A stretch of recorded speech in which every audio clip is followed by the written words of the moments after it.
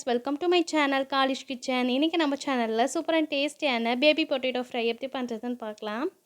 அதுக்கு ஒரு குக்கர்ல 1/4 கிலோ அளவுக்கு பேபி பொட்டேட்டோ சேர்த்திருக்கேன். தேவையான அளவு உப்பு சேர்த்துட்டேன். இது மூடி போட்டு மூடி ஒரு 4 ல இருந்து 5 விசில் வச்சு எடுத்துக்கோங்க.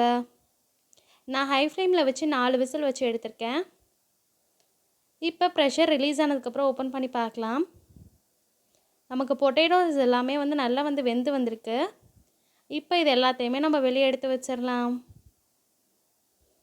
இந்த மாதிரி எல்லாத்தையும் ஃபில்டர் பண்ணி எடுத்துக்கோங்க.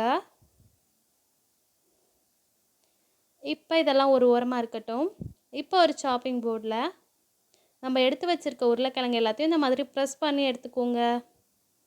உங்ககிட்ட இந்த மாதிரி மேஷர் இல்லாட்டி நீங்கள் ஒரு டம்ளர் வச்சு கூட அழுத்தம் வச்சு எடுத்துக்கலாம்.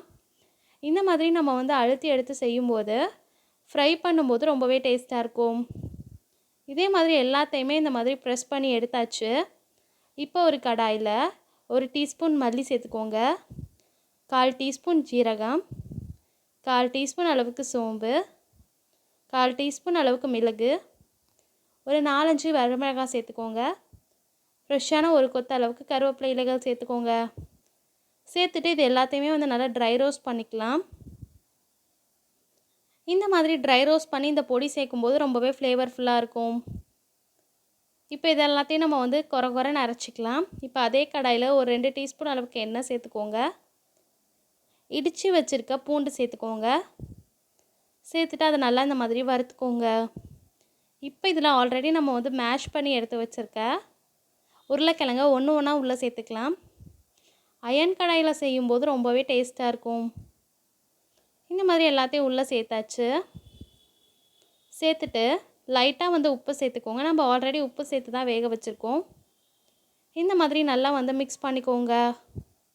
எல்லா சைடும் திருப்பி விட்டு ஒரு 5 நிமிஷத்துக்கு இந்த மாதிரி நம்ம குக் பண்ணிக்கலாம்.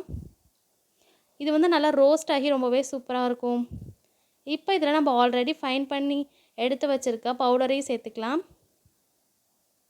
இந்த மாதிரி சேர்த்துட்டு நல்லா மிக்ஸ் பண்ணிக்கோங்க. இது தயிர் சாதத்தோடலாம் ரொம்பவே டேஸ்ட்டாக இருக்கும். இந்த மாதிரி நல்லா மிக்ஸ் பண்ணி ஒரு 5 நிமிஷம் அப்படியே குக் ஆகட்டும். அப்பப்போ இடையில திருப்பி விட்டு நல்லா ரோஸ்ட் பண்ணி எடுத்துக்கோங்க. உங்களுக்கு உப்பு தேவைப்பட்டுச்சுன்னா கொஞ்சமாக உப்பு சேர்த்துக்கோங்க. எனக்கு கரெக்டாக இருந்தனால நான் சேர்த்துக்கல. இப்போ பாருங்கள், சூப்பராக நமக்கு ரெடி ஆயிடுச்சு. இப்போ இதை நம்ம சர்வ் பண்ணிடலாம். ரொம்பவே சூப்பராக இருக்கும். ரொம்ப சாஃப்டாக ரொம்ப டேஸ்டியாக இருக்கும். நீங்களும் மறக்காமல் ஒரு வாட்டி ட்ரை பண்ணி பாருங்கள். ட்ரை பண்ணி பார்த்துட்டு உங்களோட ஃபீட்பேக்கை கமெண்டில் சொல்லுங்கள். இந்த ரெசிபி உங்களுக்கு பிடிச்சிருக்கும்னு நினைக்கிறேன். இந்த ரெசிபி பிடிச்சிருந்துச்சுன்னா மறக்காமல் நம்ம சேனலுக்கு ஒரு லைக் ஷேர் பண்ணிடுங்க, சப்ஸ்கிரைப் பண்ணிடுங்க. அப்படியே கூட இருக்க பெல் ஐக்கானையும் கிளிக் பண்ணிடுங்க. இந்நாள் இனிய நாளாகட்டும். தேங்க்ஸ் ஃபார் வாட்சிங். பாய்.